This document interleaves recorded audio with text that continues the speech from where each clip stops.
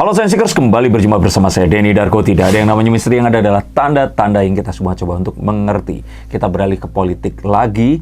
Hari ini dikabarkan kalau akun Telegram milik Novel Baswedan, dan ini kalau tidak salah beberapa ini dilakukan saat mereka melakukan Zoom meeting bersama beberapa petinggi KPK yang lainnya, ini diambil alih atau dihack. Jadi dia mengatakan bahwa akun Telegram miliknya saat ini tidak di bawah kendalinya. Nah, kenapa ini jadi menarik? Karena akun Telegram adalah akun platform messaging yang dia ini tidak memberikan batas terhadap file yang dikirim dan terenkripsi, bisa ngobrol bersama dengan orang-orang tertentu tanpa takut untuk dihack. Nah, kali ini dihack, dan biasanya ini digunakan untuk kalau orang dulu menggunakan BlackBerry. Nah, saat ini kebanyakan orang-orang kalau mereka merasa lebih safe menggunakan Telegram. Nah, akan menarik karena ini semua terjadi tidak lama setelah beliau mencuitkan atau membongkar adanya dugaan korupsi dana bansos COVID-19 senilai tidak tanggung-tanggung 10 triliun rupiah. Ini kalau dibilang tsunami korupsi terbesar mungkin yang pernah ada selama ini. Dan apa kira-kira yang ada di baliknya? Saya penasaran melihat ini dari kartu saya. Sekali lagi, saya bukan pengamat politik. Saya membaca beberapa berita dan saya cuman melihat dari kartu, kira-kira dari sini apa sih yang akan terjadi berikutnya. Oke, jika kalian penasaran silahkan tonton video ini. Saya akan lihat berdasarkan kartu-kartu yang akan saya keluarkan. Seperti biasa, jika kalian lazim mengikuti konten saya mengambil 10 kartu. Dan 10 kartu ini biasanya akan menceritakan beberapa hal tentang masa lalu, masa kini, masa depan yang akan terjadi, motif yang kira-kira akan muncul, dan apa yang harus dilakukan. Oke, 1, 2, 3, 4, 5, 6, 7, 8, 9, satu kartu lagi. Ini kartu ke-10. Kita langsung akan lihat. Oke. Yang pertama, the Page of Wands. Saya lihat di sini bahwa ini sambil saya membaca catatan saya, Novel Baswedan ini ungkapkan dugaan nilai korupsi ini, mengatakan bahwa ini semua mungkin terjadi, atau dugaannya ini mungkin saja ini terjadi di berbagai daerah, tidak hanya di DKI Jakarta yang juga pernah dilakukan tangkap tangan. Dan capai ini 10 triliun, 100 triliun ternyata. Oke, saya salah, ternyata bukan 10 triliun tapi 100 triliun.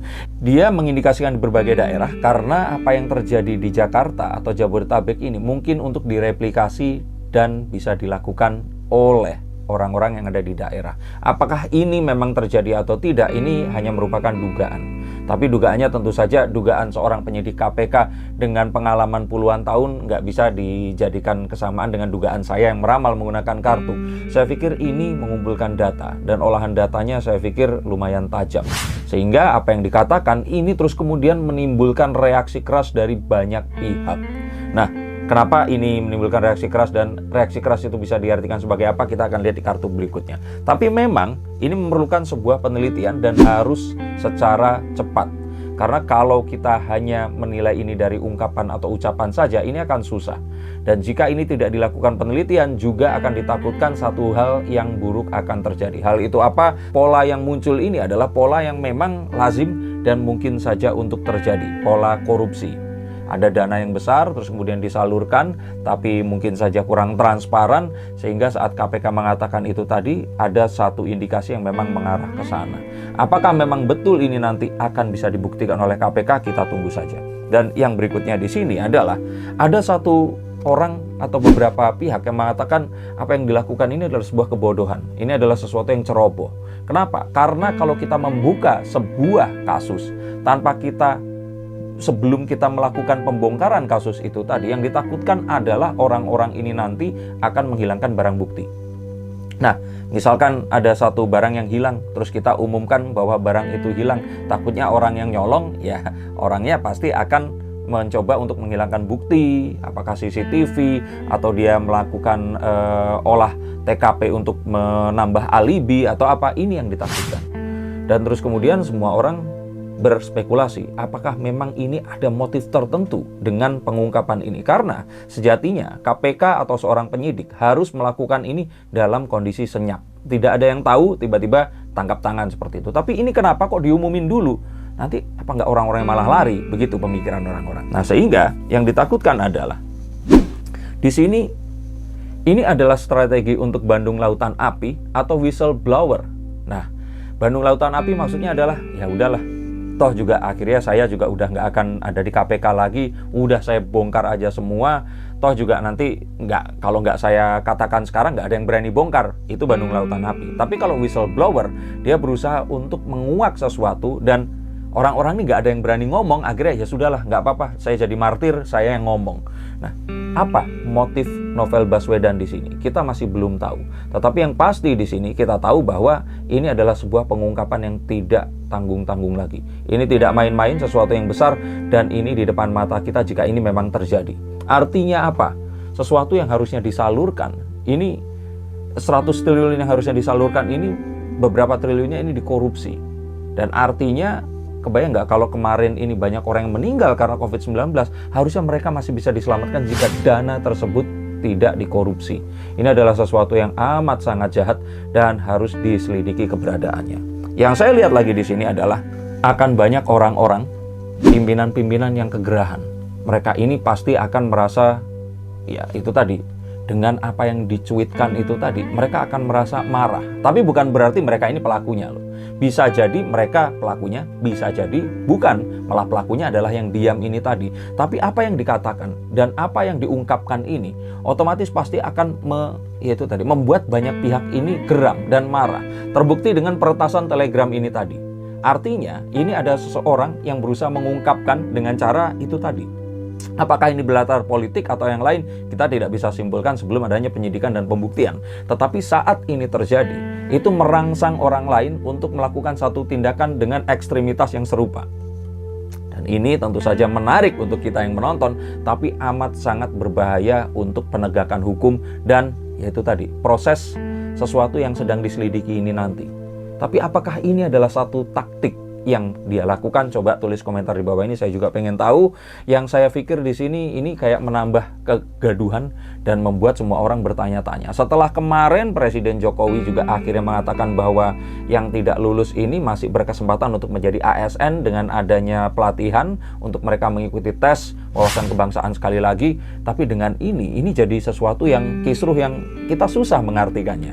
Dan yang jelas di sini, kalau saya pikir ini adalah sebuah tantangan terhadap sebuah ungkapan bahwa ya kemarin dengan Pak Jokowi melakukan itu, kenapa kok berikutnya Novel Baswedan melakukan ini? Apakah ini sebuah tawar-menawar tawar-menawar kedudukan? Apakah ini adalah sebuah tawar-menawar posisi? Apakah ini sebuah cara Novel Baswedan mengatakan bahwa sebentar, saya punya sesuatu loh yang besar, jadi Bapak jangan lepaskan saya dulu. Ada sesuatu yang kalau ini saya bongkar, gimana Pak kalau saya menduduki jabatan itu tadi? Atau malah mungkin seperti tadi Bandung Lautan Api, udahlah bodoh amat dah, saya akan ngomongin ini apapun yang terjadi. Yang kita takutkan itu yang akan terjadi. Tapi mana yang akan terjadi, ini semua baru dugaan dan kita akan menunggu langkah yang berikutnya. Tapi upscaling situasi dengan di hacknya Telegram ini menjadi sesuatu yang unik dan tidak terduga. Namun apapun itu, ini adalah sesuatu yang harus ditindaklanjuti, tidak bisa didiamkan, tidak bisa dibiarkan berlalu, karena ini adalah sesuatu yang besar sekali. Apalagi ini menyangkut hajat tidak saja hidup, hajat nyawa orang banyak.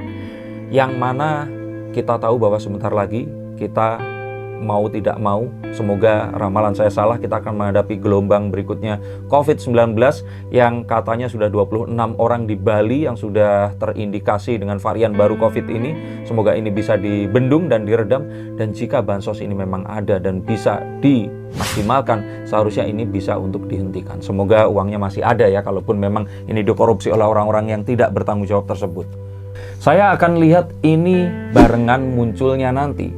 Jadi kayak ini belum puncak, ini puncaknya nanti akan bareng dengan isu COVID-19 yang saat ini mulai naik. Saat ini saya bicara, mungkin orang-orang yang tadinya mudik ini baru nyampe Jakarta, Surabaya, dan mungkin saja baru mulai sumeng-sumeng atau merasa kecapean dan imunnya turun.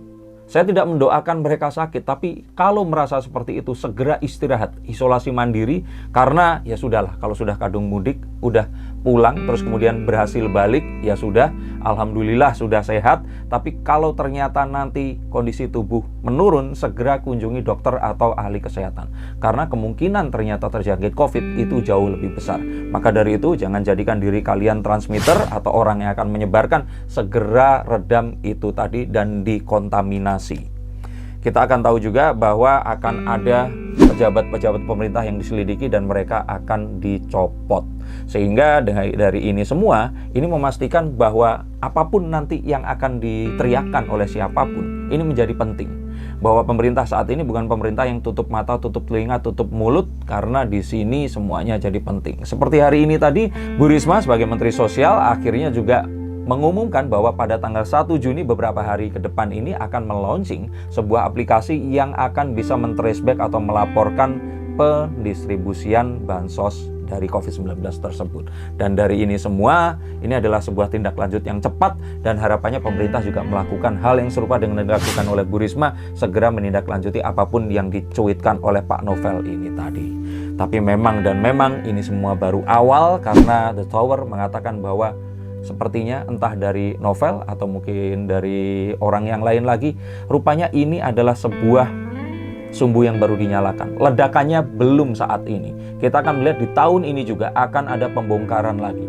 Dan semoga dari sini kita akan bisa tahu sesuatu yang seharusnya ditegakkan, disembunyikan, ini bisa dibuka dan kita akan melihat penegakan keadilan dan menjadi bukti bahwa KPK memang tidak pernah dilemahkan.